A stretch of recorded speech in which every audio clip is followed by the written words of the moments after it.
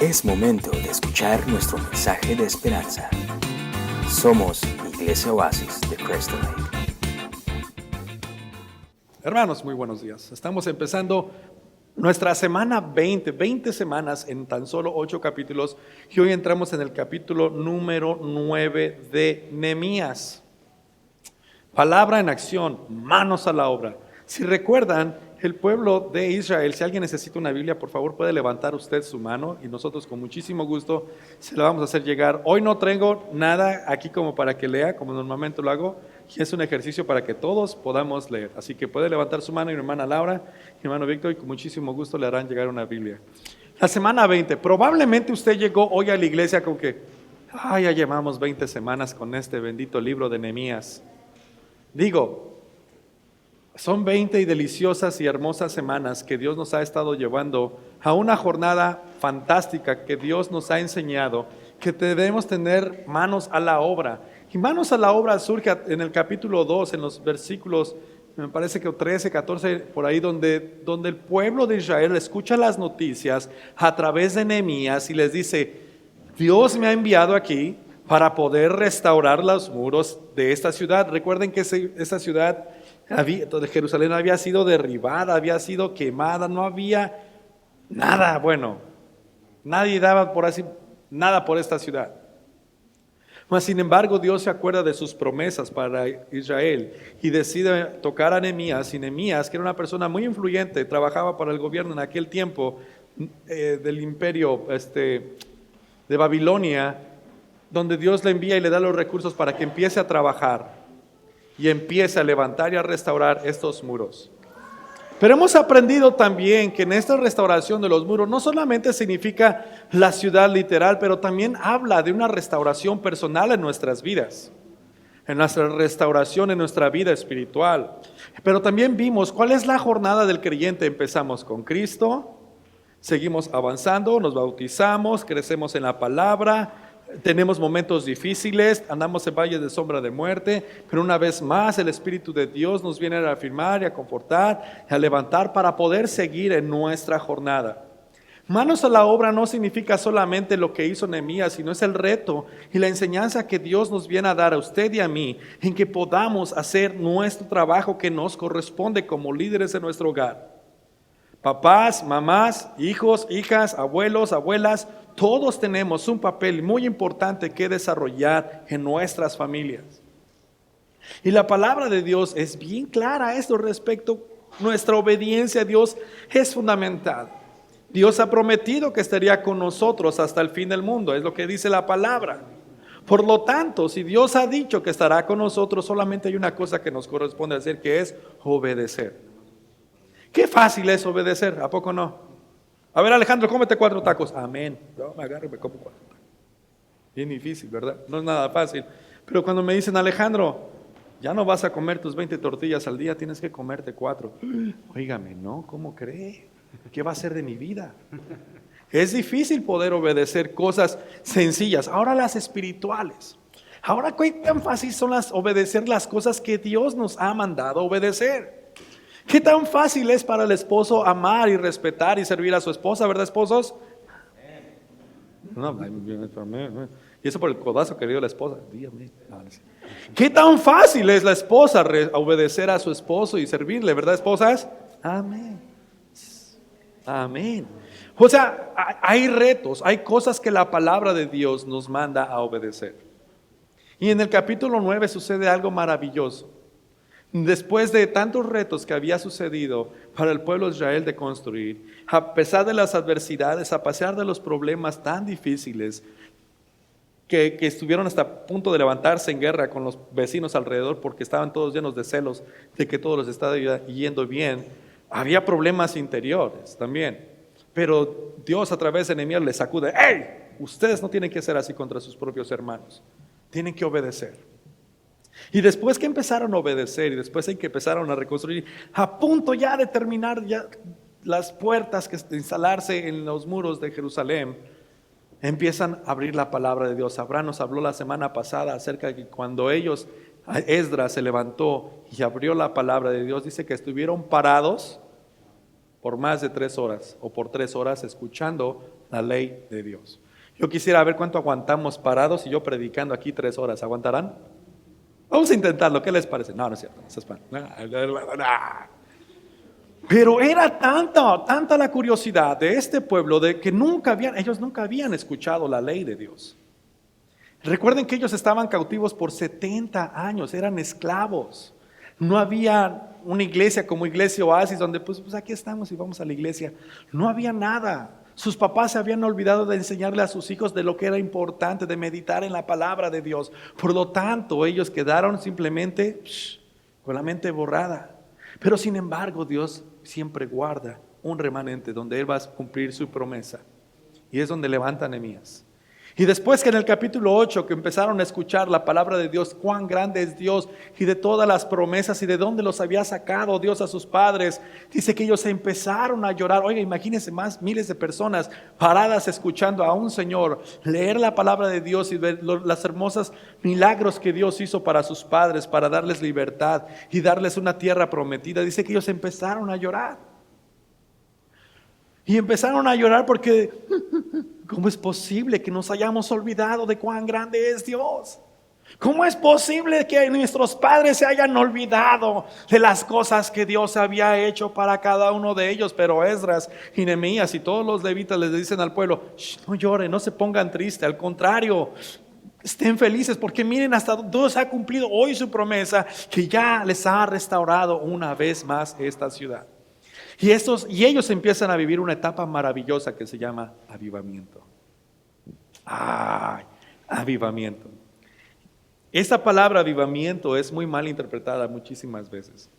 Algunos de los que tenemos tiempo ya como cristianos, cuando escuchamos la palabra avivamiento, vemos siempre la imagen de personas,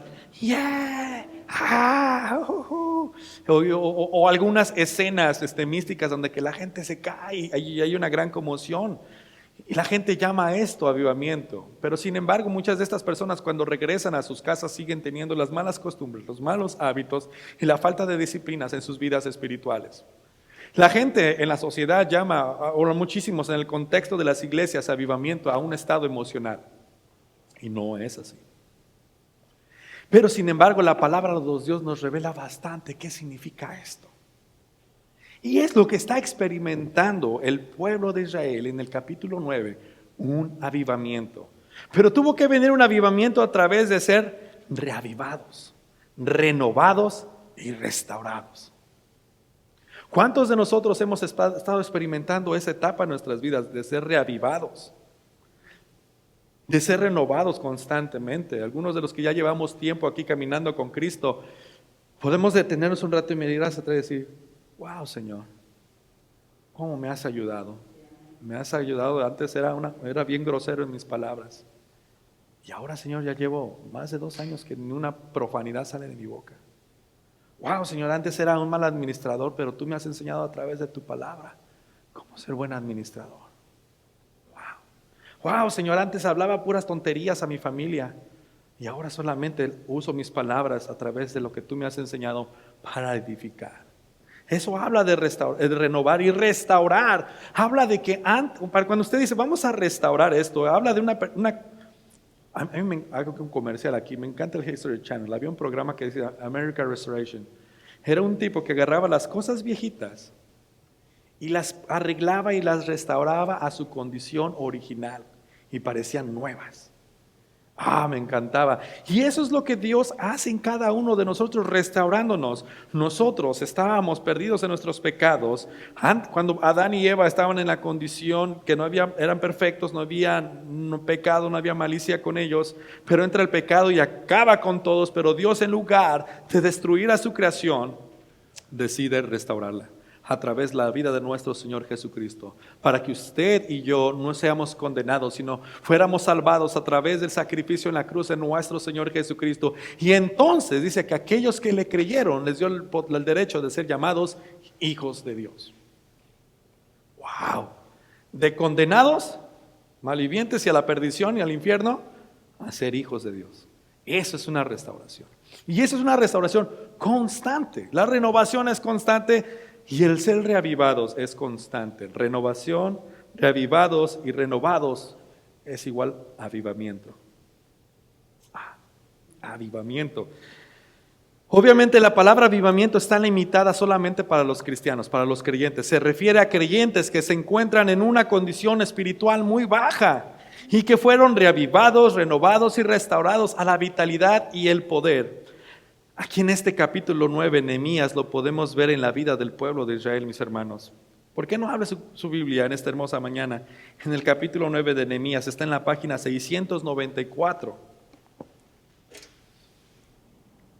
Ellos habían estado cautivos una vez más, recuerden, por 70 años y no habían tenido ningún acceso a la palabra de Dios.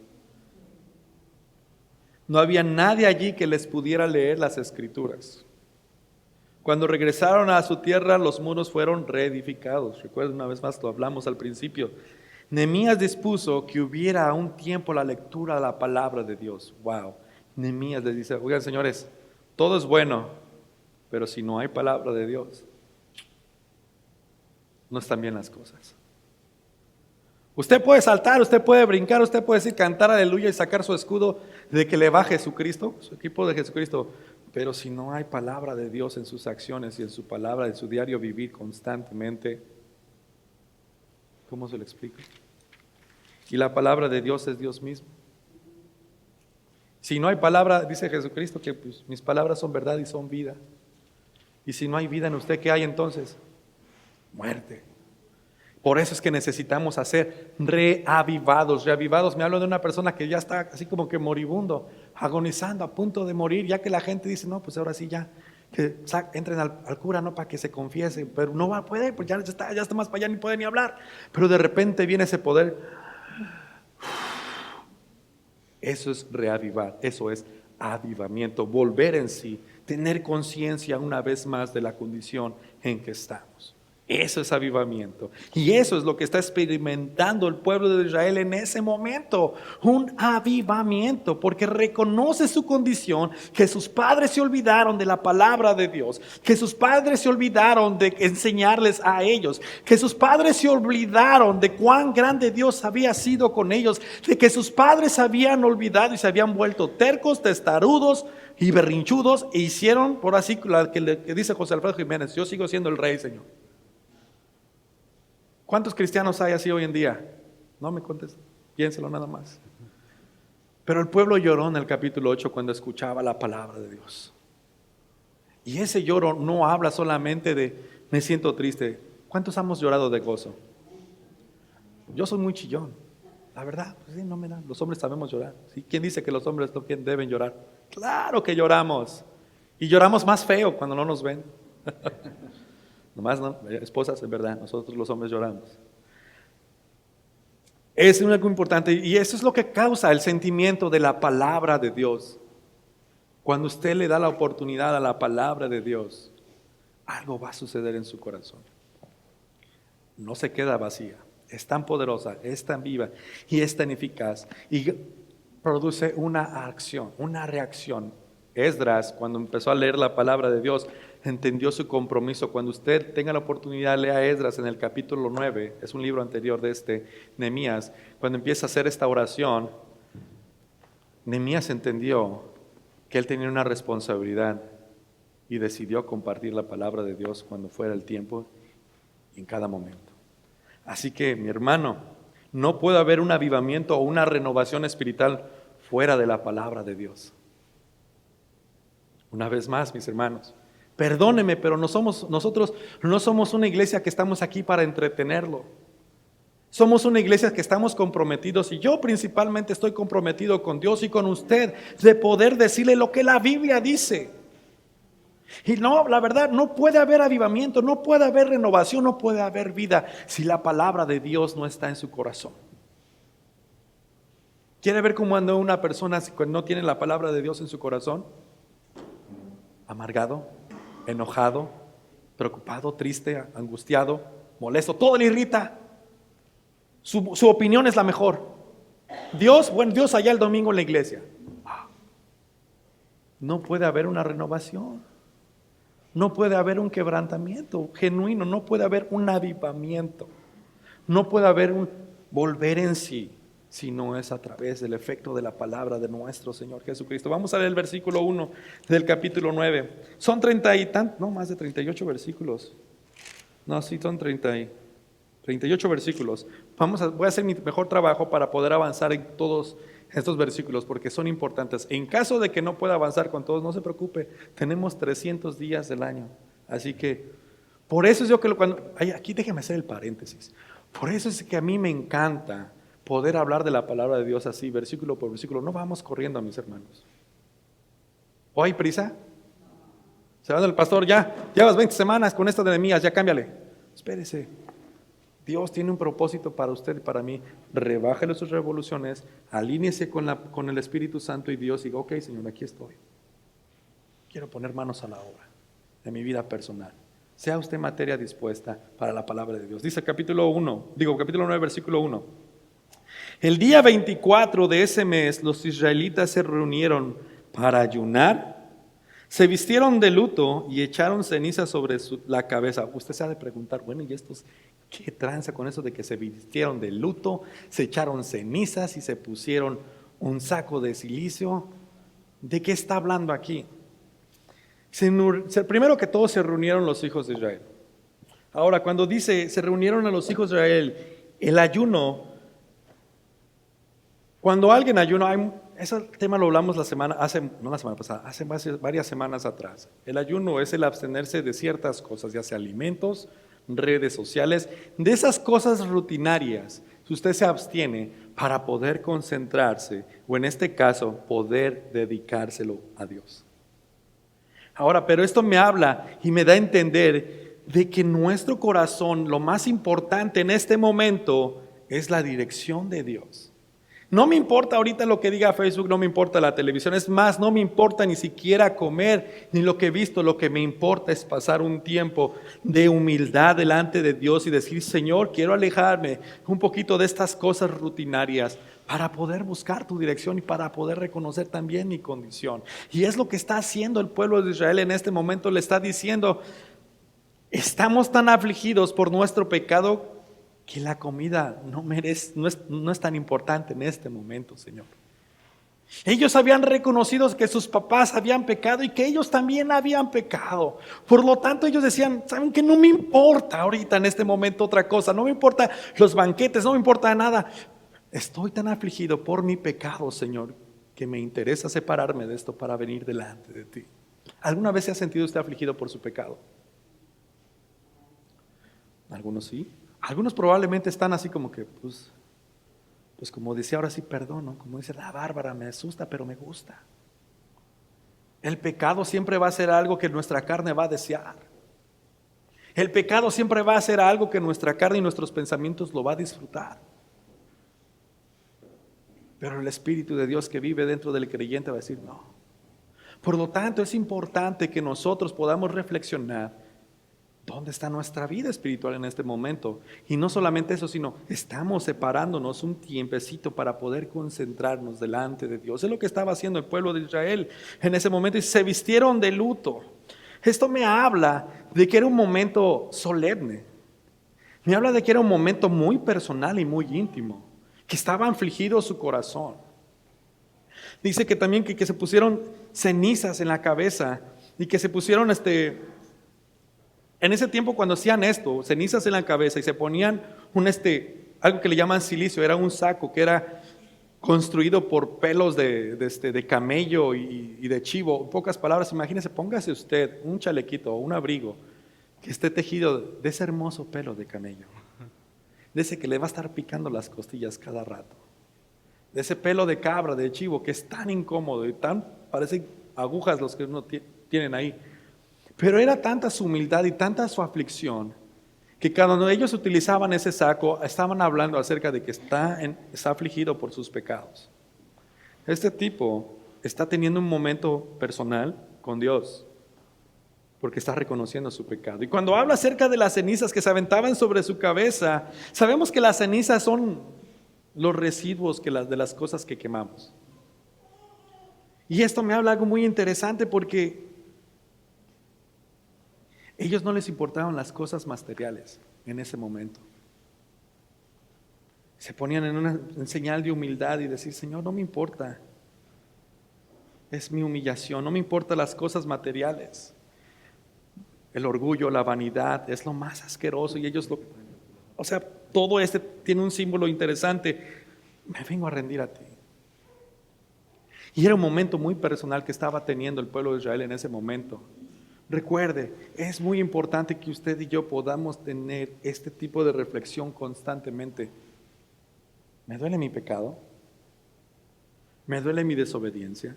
¿Me duele mi orgullo? ¿Me duele mi arrogancia? ¿Qué tan arrogante soy? ¿Qué tan orgulloso? ¿Qué tan soberbio? ¿Qué tan obediente soy? Ay, dice el pastor, no, pues ahora sí, el pastor vino afilado. No, es la palabra de Dios. Y yo quiero que usted empiece a caminar con Dios. Yo quiero que usted ponga manos a la obra en su vida y Dios está interesado en reavivarlo. Quizá muchos de nosotros emocionalmente estamos en una vida, en una jornada espiritual donde dicen por ahí ni fu ni fa.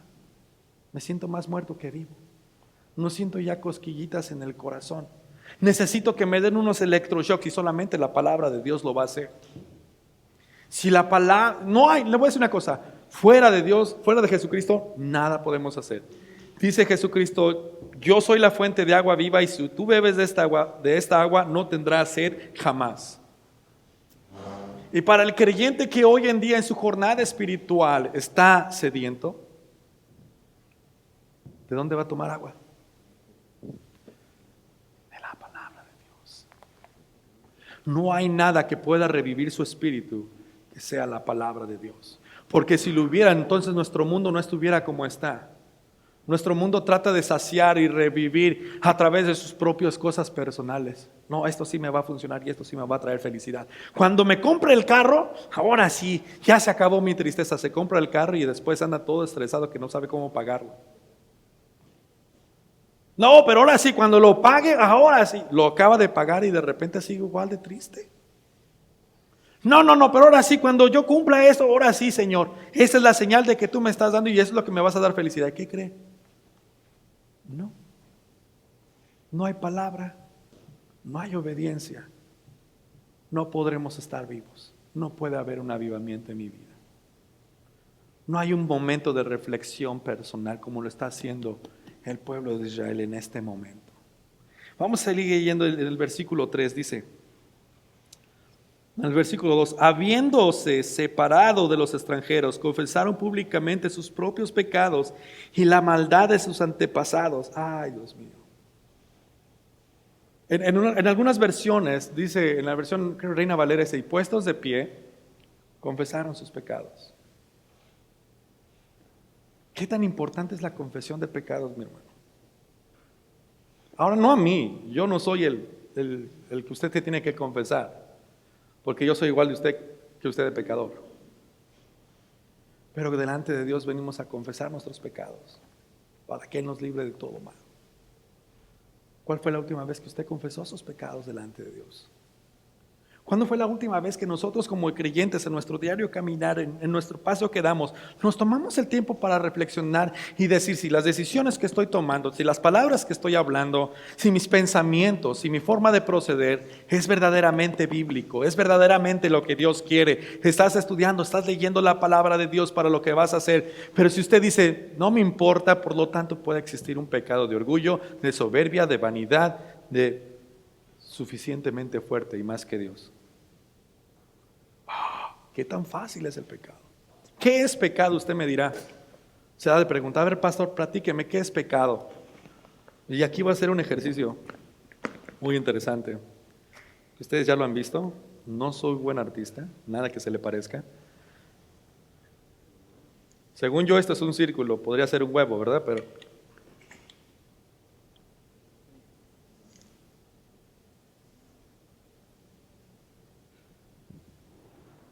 target, o sea que es un blanco. ¿Quién tiene buena mano? Ay, ahora resulta que nadie. Pues ahora sí yo les voy a agarrar de sorpresa. ¿Cómo? Edgar, desde ahí, brother. Agarra eso. Aquí, brother. Ahí,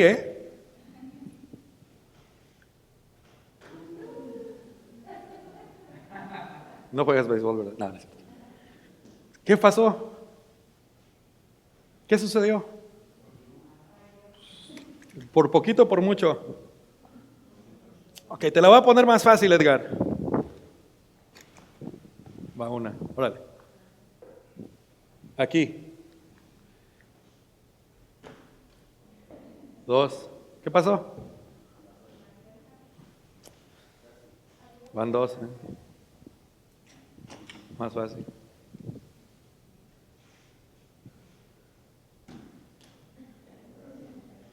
No es trampa, ¿eh?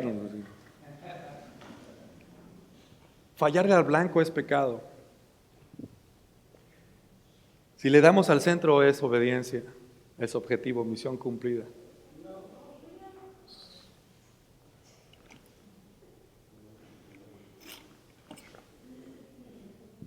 Si fallamos al objetivo principal, es pecado. No importa si sea hasta arriba o se haya pegado aquí. Es pecado. Pero es un pecado pequeñito. Es pecado delante de Dios. Es un pecado blanco. Es pecado delante de Dios. Pero estuvo bien cerquita. Es pecado delante de Dios. ¿Ya lo confesó? ¿Por qué? No creo que sea necesario. Oh, de verdad. El pueblo de Israel estaba afligido porque habían fallado al objetivo principal y que Dios siempre les dijo: guarda mis palabras, medita en ella de día y de noche para que todo te vaya bien en esta vida. Es lo que Dios le dice a Josué en el capítulo 1, en el versículo 8: y meditarás de día y noche estas palabras. Y más adelante se lo dice: y se las vas a repetir a tus hijos. Ay, padres, qué responsabilidad tenemos con nuestros hijos que le repitamos estas palabras. Y no me importa si su hijo ya está casado, no importa. Usted tiene la obligación de seguir siendo este sacerdote en su casa. Padres, nuestro deber es enseñarle a nuestros hijos la enseñanza. ¿A dónde le estamos tirando? Para empezar, ¿le estamos tirando aunque sea? ¿O simplemente nuestra espalda está dándole al objetivo principal? Eso es pecado. Eso es lo que el pueblo de Israel estaba teniendo en ese momento, un momento personal, decir: la hemos regado, Señor, perdónanos, estamos afligidos, mi pecado me consume. Hoy el mundo le anda tirando a todo y por eso anda como anda. Pero para mí, olvidémonos del mundo, hablemos de los que estamos aquí, los que hemos aceptado a Cristo como nuestro Señor y nuestro Salvador. ¿A qué le estamos tirando? Le estamos llenando. Ahora, no es fácil, pero te aseguro, Edgar, que si tú te llevas esto y le estás dando todos los días, compadre, un día hasta con los ojos cerrados, ahí está. ¡Wow! Es práctica. Es práctica. Usted va a vencer su pecado mientras usted se siga rindiendo y confesando a Dios y dejando que la palabra de Dios traiga vida a usted. Me encanta porque en el capítulo 8 le está hablando, dice que a todos aquellos que tienen la capacidad de comprender. No le dice nada más a los adultos, ¿verdad? A todos. Y me alegra saber que tenemos jovencitos aquí que están escuchando la palabra de Dios. Pero no se moleste. Ya sabemos que son pecados. Piénselos, recapacítelos. Estamos haciendo lo que nos corresponde. Pero sí queremos un avivamiento. Pero sí queremos los beneficios de Dios. Sin confesión de pecados. Wow. Ahora, Dios no castiga. Miren, lo que está sucediendo aquí, vamos a seguir leyendo, le voy a explicar lo que sigue. Habiéndose separado de los extranjeros, confesaron públicamente sus propios pecados y la maldad de sus antepasados. Los hijos estaban pidiendo perdón por los pecados de los papás. ¿Qué momento tan interesante es este? Papá, Dios mío, perdona los pecados de mis padres. Perdona mis pecados. Y aquí no quiere decir que Dios está castigando a los hijos por la culpa de los padres. No. Algunos lo interpretan como: es una maldición que hay en la casa. No, espérese. No.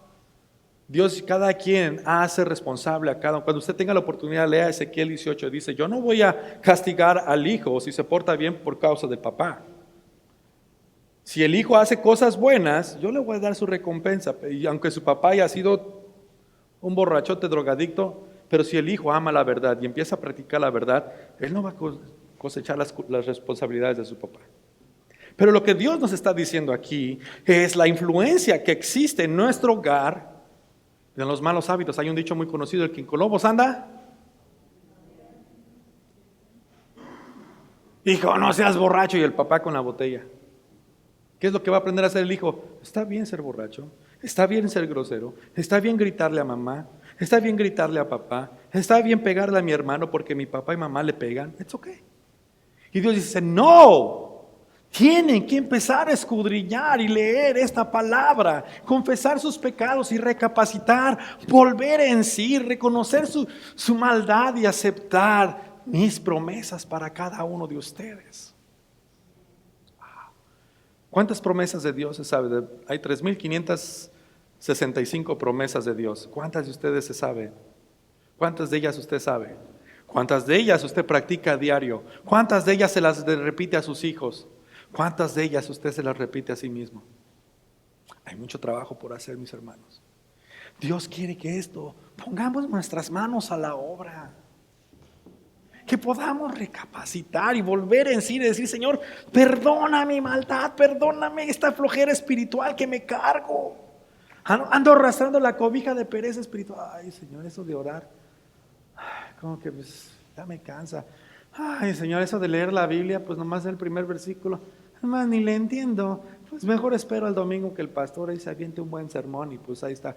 O mejor veo en internet a ver qué dice el pastor y ahí pues órale. Y va pasando en internet y de repente ya a los primeros 5 minutos le llegan como 5 mensajes a Facebook y ya se perdió el asunto. Qué sutil es el mundo. Pero qué cómodos somos en el aceptarlo cuando no hay integridad en nuestras vidas. Qué rico se siente. No, total nadie me ve. En serio.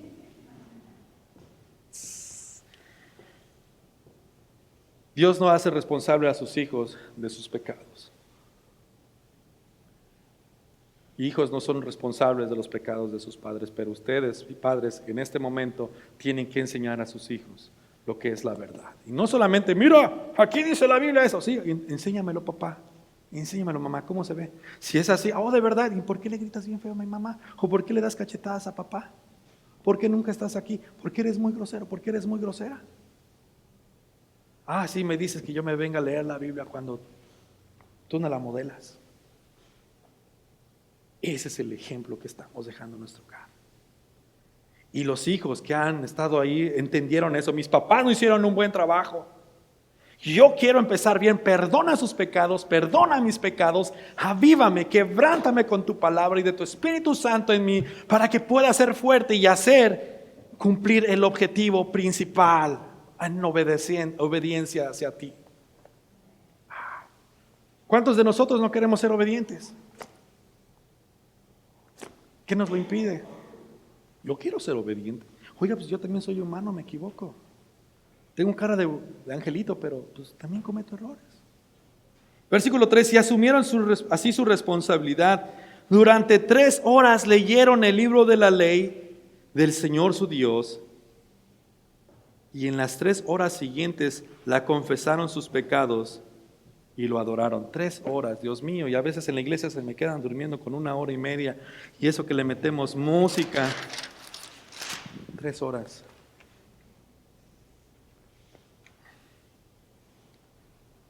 Un día tiene supuestamente 24 horas, ¿verdad?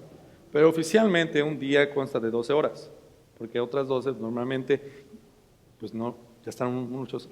Muchos nos recomendó 8 horas durmiendo, algunos nos han recomendado dormir 12 horas para crecer sanos y fuertes. Pero dice, vamos a dividir el día, cuando usted va, bueno, no cuando usted no va a la prisión, pero en la prisión un día son 12 horas. Por lo tanto, cuando le dicen a alguien, tienes 2 años de prisión, en un año ya sale, porque son 12 horas en la mañana y 12 horas en la noche, son 2 días. Entonces 12 días lo consideran un día.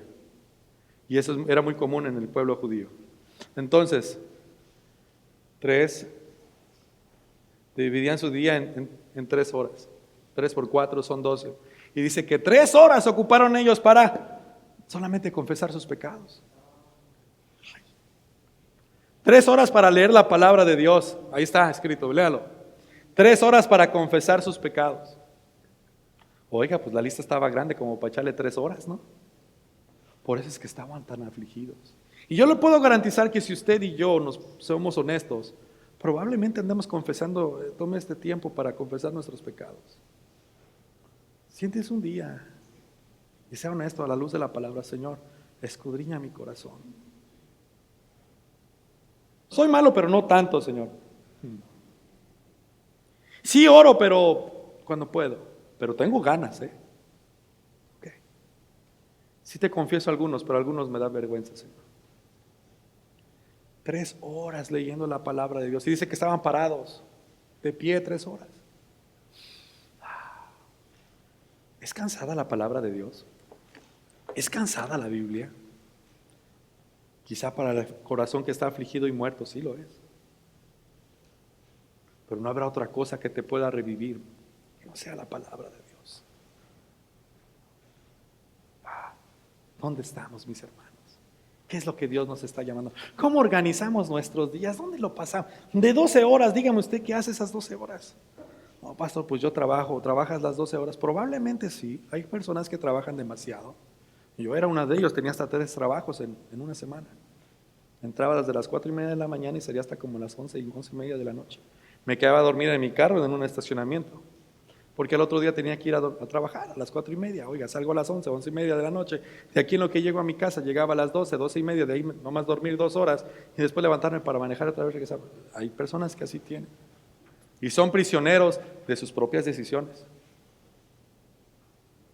Pero la pregunta es, me habla de cómo estaban estructurados. 3 horas meditando en la palabra de Dios, 3 horas de confesión.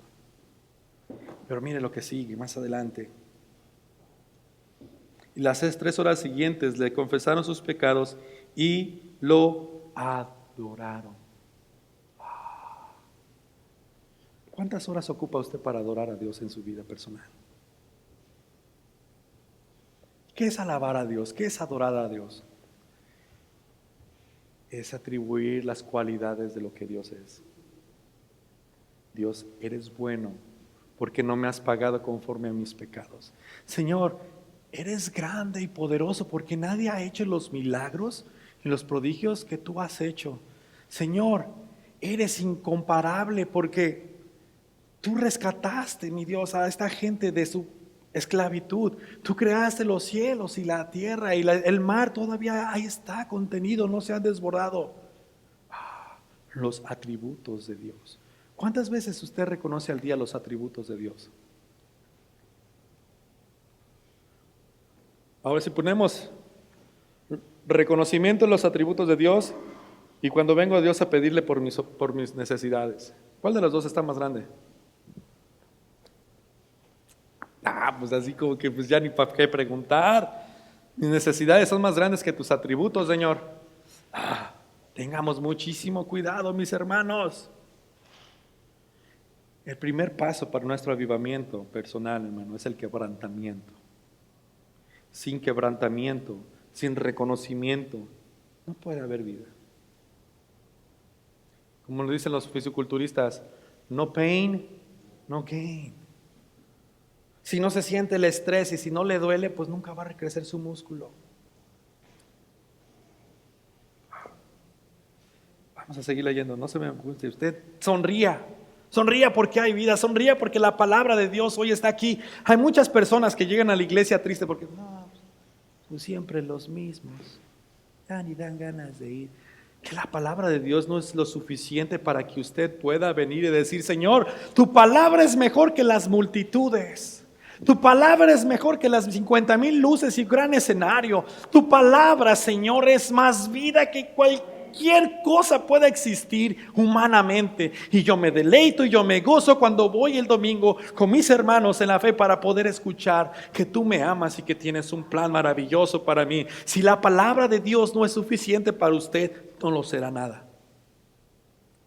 Por eso es importante que usted y yo meditemos, que exista un quebrantamiento verdadero en nuestro corazón. Y que juntos, después de este quebrantamiento, podamos levantarnos y podamos alabar a Dios y decirle: Dios, tú has sido bueno, tú no me has pagado conforme a mi necedad, conforme a mi pecado, tú me has dado de tu gracia, tú me has dado de tu perdón, me has dado de tu Espíritu Santo, me has hecho hijo tuyo, me has hecho heredero. Señor, me has prometido que voy a estar gobernando contigo por toda la eternidad. Es incomparable, son innumerables las promesas de Dios para usted y para mí. Si eso no es para usted cuestión de decir: aleluya, gracias Cristo, que lo será. Sin embargo, Dios no se ha rendido. Sin embargo, Dios siempre ha buscado la forma de llamar su atención para decir: ven, conóceme, ven, quiero cambiarte. Yo sé que estás triste, yo sé que estás afligido o afligida, yo sé que estás sediento, yo sé que estás amargado, yo sé que estás triste, yo sé que estás desanimado. Ven, porque te quiero dar vida.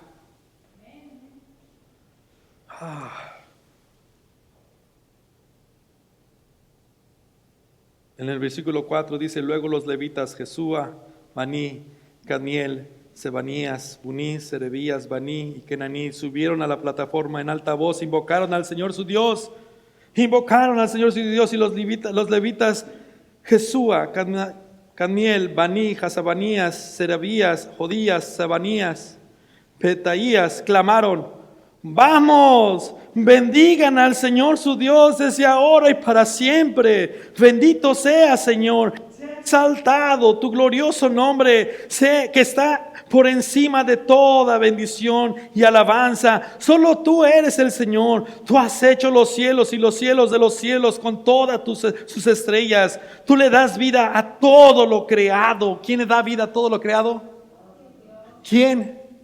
Usted es creación de Dios. Dios le ha dado vida a usted para que usted pueda alabar, para que usted pueda exaltarle, para que usted pueda ser libre de su pecado. Solo tú eres, Señor. Versículo 7. Tú, Señor y Dios, fuiste quien escogió a Abraham. Tú lo sacaste de Ur y de los caldeos y le pusiste por nombre Abraham. La gran diferencia entre Abraham y Abraham es una promesa. Abraham, que quiere decir padre de muchísimas personas. Abraham tenía aproximadamente 90 y tantos años cuando Dios le dio la promesa de que iba a ser papá. Oiga, imagínese a alguien de 90 y tantos años, Dios le dice: tú vas a ser papá, y vas a ser papá de muchísimas generaciones. Señor, las promesas de Dios son verdad. Y estas se cumplen, y aquí lo están reconociendo. ¿Cuándo fue la última vez que usted reconoció la promesa de Dios en su vida? ¿Cuándo fue la última vez que usted recordó las promesas de Dios para usted? Por eso es importante que meditemos muchísimo en la palabra de Dios. Promesas, hablan acerca de la declaración también de Dios. Tú, Señor y Dios, fuiste quien escogió a Abraham y tú los sacaste de Ur, de los caldeos. Era un idólatra, Abraham, hacía ídolos. Descubriste en él un corazón fiel, pero hiciste con él un pacto. Le prometiste que a sus descendientes le darías tierra de los cananeos y de los hititas, amorreos y fereceos, y de los jebuseos y los jereseos y todos esos feos. Eso yo lo puse, no dice ahí eso, no, me lo dije yo. Y cumpliste tu palabra porque eres justo. Dios es justo, yo no soy justo. Dios es bueno, yo soy malo. Lo que dice: tú eres bueno, tú cumples tus promesas, yo te fallo, Señor. ¿Cómo no reconocer esto delante de Dios? Y Dios tiene tantas promesas para usted, mi hermano, mi hermana. Pero las tenemos en un baúl de los recuerdos nada más. Yo quisiera seguir abundando, pero pues, ¿cómo se los explico? Continuará. Tengo 2 horas más. Rodrigo, sí, 2 horas más. ¿Pagamos 2 horas más? Nada. Total, apenas llevamos una para que se cumpla la tercera y ahora sí, muy bíblico salimos. Mi hermano, la obra de Dios en nosotros nos debe de llevar a una decisión. O nos vamos a quedar viéndonos muy bonitos en la iglesia, seguir fallando cuantas veces queramos sin siquiera reconocer nuestros pecados y nuestras faltas y seguir muriéndonos lentamente. Quizá hoy en día su vida espiritual esté, como dicen por ahí, una vida vegetal que solamente está por un respirador artificial. Quizá ahorita su vida espiritual esté clamando por vida. Por favor, que alguien me saque de aquí, como aquellos que están en coma. Y hoy Cristo está aquí para hacerlo revivir a usted, para poder levantarlo, para darle vida, para poder venir y confesar nuestros pecados. ¿Dónde es que te hemos fallado, Señor? En mi tiempo, en mis finanzas. Quizás estoy hasta viviendo con la persona que no debo de vivir. Quizás estoy teniendo relaciones sexuales con las personas que no debo de tener relaciones sexuales. Quizás estoy haciendo droga. Quizás estoy ofendiendo a mi familia, a mis hijos, a mi esposa, a mi esposo, a mis padres, a mis hermanos. No sé, pero es hora de poder ser transparentes delante de Dios y poder confesar nuestros pecados para que usted y yo podamos experimentar esta sanidad, para que usted y yo podamos experimentar este avivamiento, para que usted y yo podamos ser libres y que Cristo sea exaltado. Dios tiene un plan para usted, y es que usted no se pierda, sino que tenga vida eterna cuando usted viene a nuestro Señor Jesucristo. Eso es lo que Dios quiere, porque de tal manera amó Dios al mundo que ha dado a su Hijo unigénito, para que todo aquel que en Él crea no se pierda, sino tenga vida eterna. Esa promesa es para todos nosotros. Este fue nuestro mensaje de esperanza. Conócenos en www.iglesiaoasis.co. Somos Iglesia Oasis de Crystal Lake.